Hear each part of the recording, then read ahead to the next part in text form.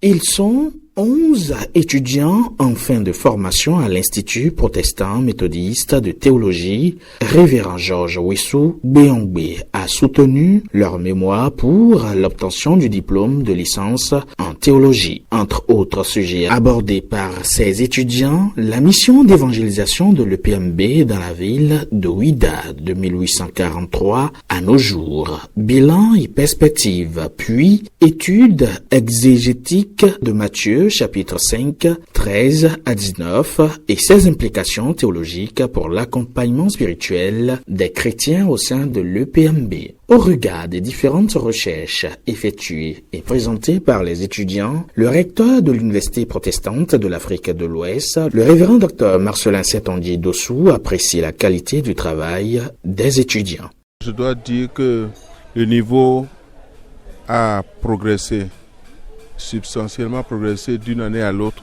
Et cette année, je suis tout simplement fasciné par la finesse, le niveau de réalisation des mémoires desquelles j'ai eu à participer.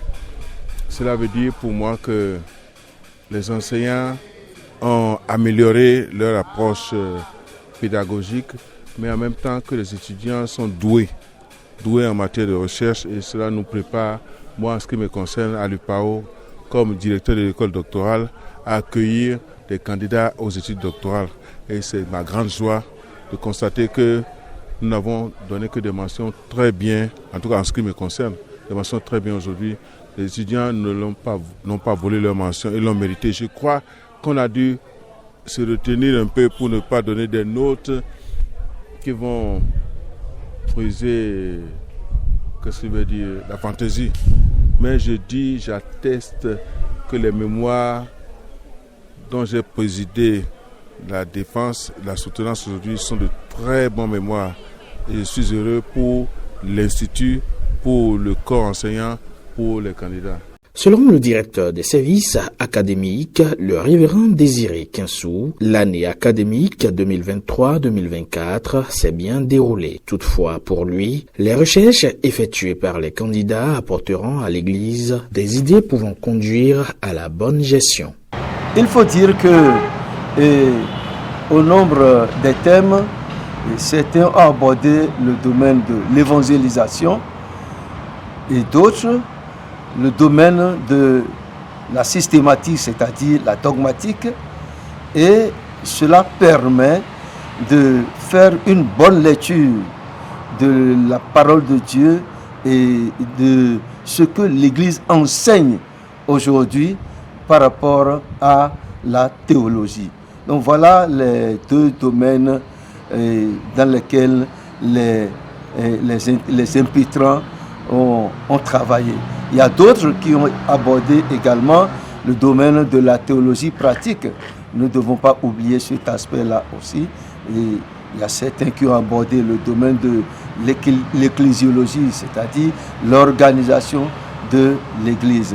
Tout cela permettra à l'Église d'avoir un système bien fourni, bien structuré, pour atteindre ses objectifs. Au terme de leur présentation, quelques étudiants nous éclairent sur les différents sujets abordés.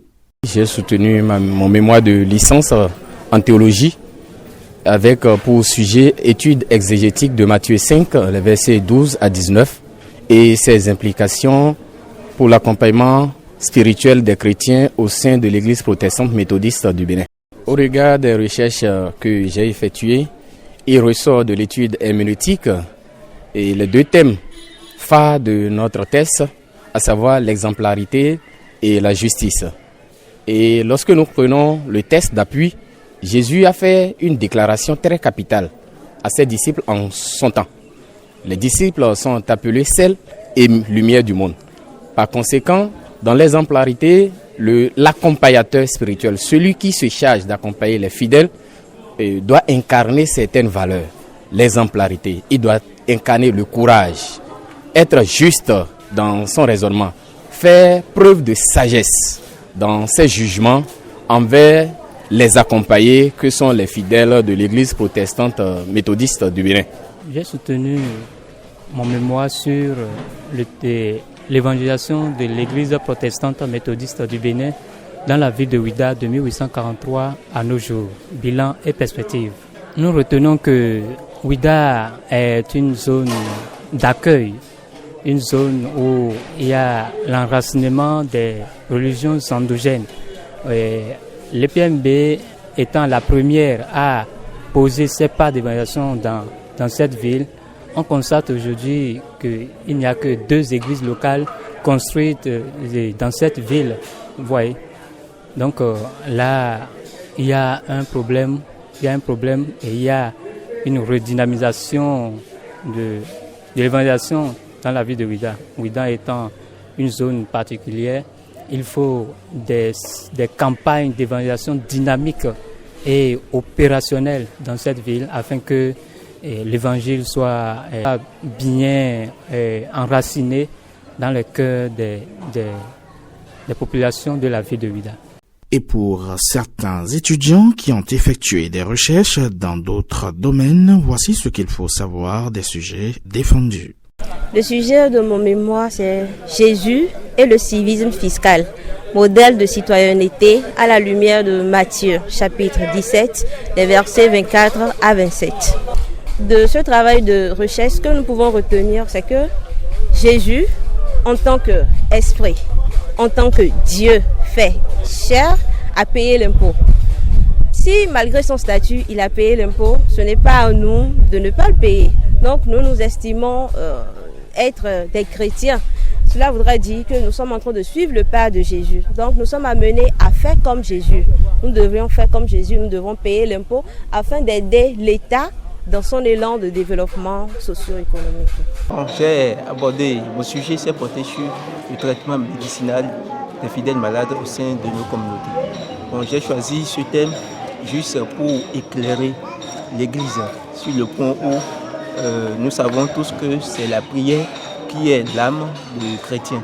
Mais en dehors de la prière, Dieu a aussi doté de certaines plantes ses pouvoirs, que nous pouvons profiter de ces choses-là. Donc après la prière, nous pouvons accompagner les vertus des plantes pour pouvoir parfaire la guérison au sein de nos communautés. Cela n'est pas une raison pour dire que nous devons nier la puissance de la prière. La prière, elle est le moyen capital pour le chrétien pour faire face à ces difficultés. Il faut dire que certains sont annoncés pour défendre leur mémoire devant les jurys en septembre prochain.